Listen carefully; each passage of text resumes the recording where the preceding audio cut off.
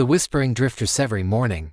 Just as the sun stretched its first golden fingers across the sleepy world, a tiny, curious cloud named Nimbus would wake up, and like the big, puffy cumulus clouds or the wispy, high-flying cirrus, Nimbus was still just a little puff, barely enough to cast a shadow on the ground.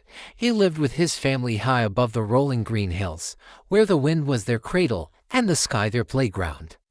Nimbus loved to listen. He'd listen to the grumpy grumble of the thunderclouds far away, the cheerful chatter of the fair weather cumulus, and the ancient, quiet whispers of the high cirrus, who spoke of journeys across oceans and continents. He dreamed of being big and important, of holding a mountain's worth of rain, or painting the sky with fiery sunset hues. One day, a strong gust of wind, a playful rogue named Zephyr, swept through Nimbus's sleepy corner of the sky. "Come on, little cloud," Zephyr chuckled. "The world is waiting. Don't just sit there dreaming. Drift." Nimbus, startled but excited, felt himself carried away from his family.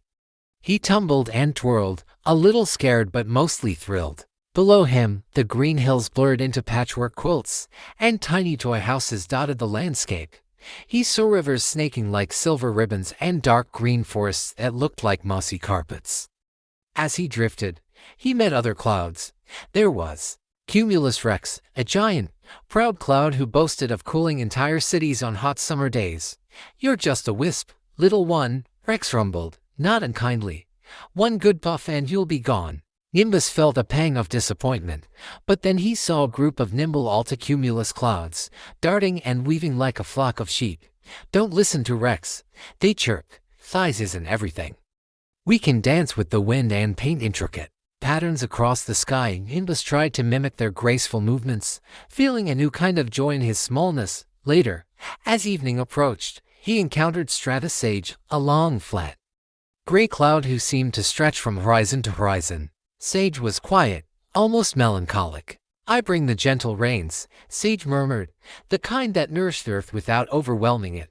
My purpose is humble, but essential."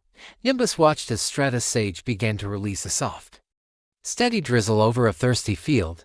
He saw the plants below perk up, their leaves glistening. A little girl, dancing in the light rain, looked up and smiled, and Nimbus felt a warmth spread through his tiny form. It wasn't about being big or grand, he realized. It was about what you did. As night fell, and the moon cast a pearly glow on the world, Nimbus found himself drifting near a family of magnificent, multicolored lenticular clouds, perched like shimmering jewels above a mountain peak. They hummed a quiet, ancient tune. "We are shaped by the mountains," one whispered. "We stand sentinel, observing the world change beneath us, always present, always watching." Nimbus, tired but filled with wonder, settled among them.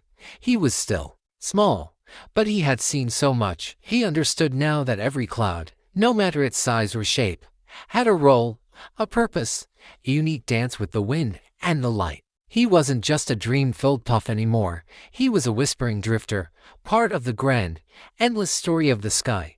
And as the first hint of dawn touched the horizon, Nimbus felt ready for whatever new adventure the morning wind would bring.